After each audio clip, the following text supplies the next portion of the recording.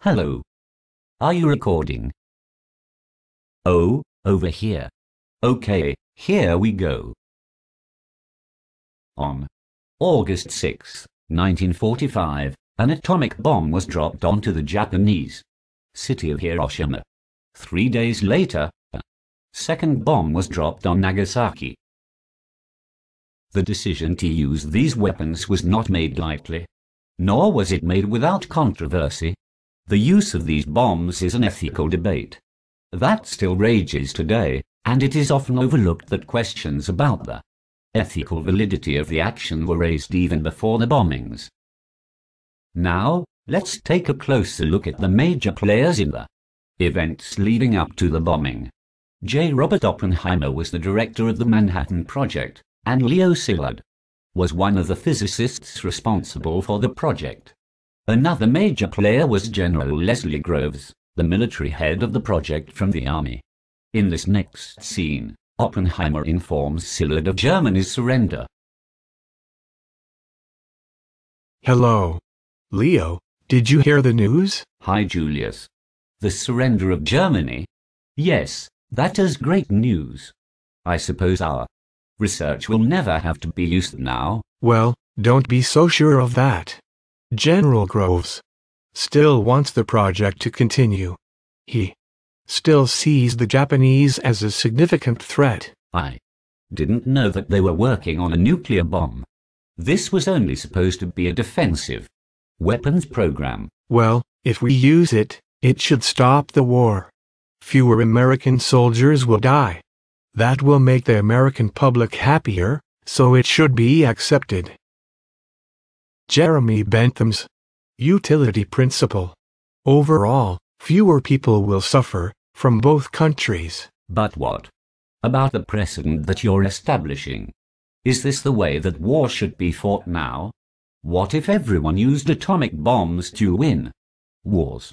Kant's universality principle. Well, that's the plan of action right now. You better not cause a fuss about it. As you can see, there was concern about the bombs even before they were used. Immediately after the bomb was tested on August 16, 1945, Szilard circulated a petition among the scientists, calling for the president to reconsider the use of the bomb. They requested that the Japanese be given clear terms of surrender and post-war treatment. They also suggested a clear demonstration of the bomb before actually using it for an attack. You wanted to see me, Leslie? Well, remember the petition that you told me about? I didn't believe it, so I polled all of the scientists. Apparently 83% of them want the bomb to be demonstrated before we actually use it. Well, you know that the petition was started by Szilard. He has some influence on them. Yes, I've never trusted that guy. I should have him arrested again.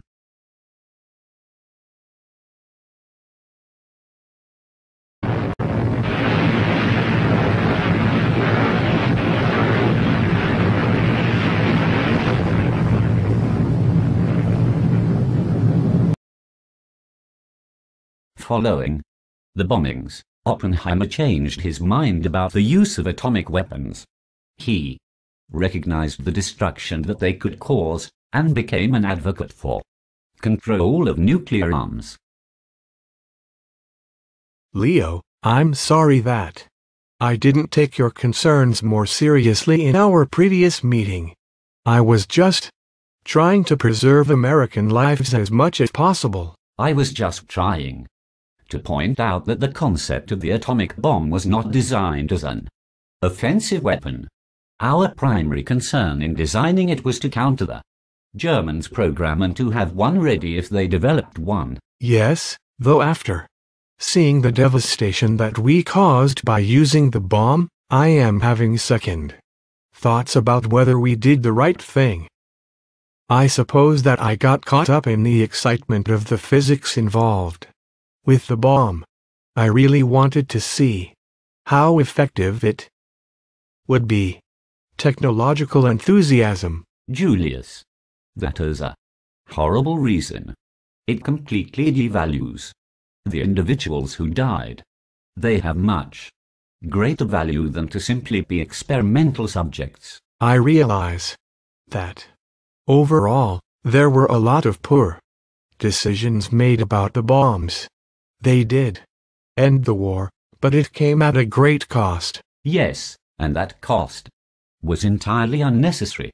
The Japanese would have surrendered even if we had not used the bombs. Well, that's possible, but we definitely had other options to put pressure on them.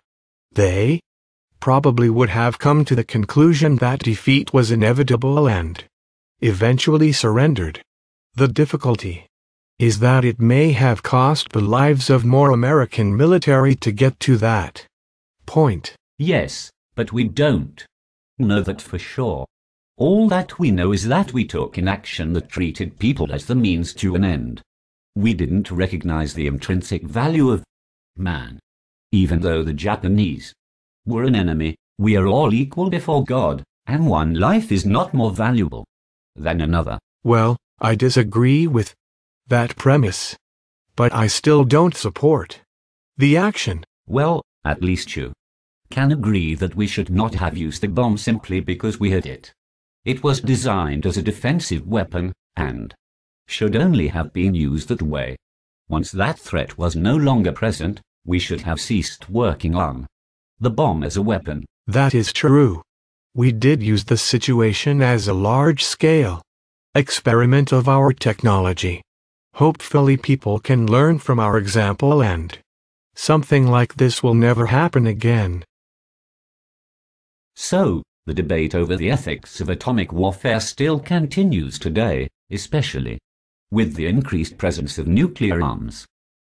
A lot of this debate stems from the first wartime application of the weapon, these bombings of Hiroshima and Nagasaki. The bombings did immediately end the war, but they may not have been the only option. The use of atomic weapons has not actually set a precedent for warfare. Instead, it has served as a warning against their use. But in the end, was the United States justified in using the weapons? A large contributor to the decision was a general sentiment against the Japanese. The bombings were very much a retribution for the early attack on Pearl Harbor. However, these emotions, while they do play into the initial reactions to the decision, actually have no bearing on the ethics of the choice. Was the correct choice made? I leave that for you to decide. I would not want to assume that my judgment on the issue is conclusive after over 40 years of debate. However, I do think that the issue needs to be understood in its entirety before making judgments. The opinions expressed by the individuals in this video are not necessarily factual. However, based on what is known about their decisions and actions, these are interpretations of what they may have said. Now, what do you say? Is the atomic bomb an example of technology devoid of morality? Or is this simply the first of many technologies that must be kept under careful control? Only time can tell us where such technologies may lead, but we all must engage them with open minds, seeking to fully understand and appreciate the situations in order to avoid making the same mistakes as the past. Thank you for taking the time for watching this video. I hope that it was able to inform you, or at least make you think about the issue in a new light. Thanks again, and I'll see you next time.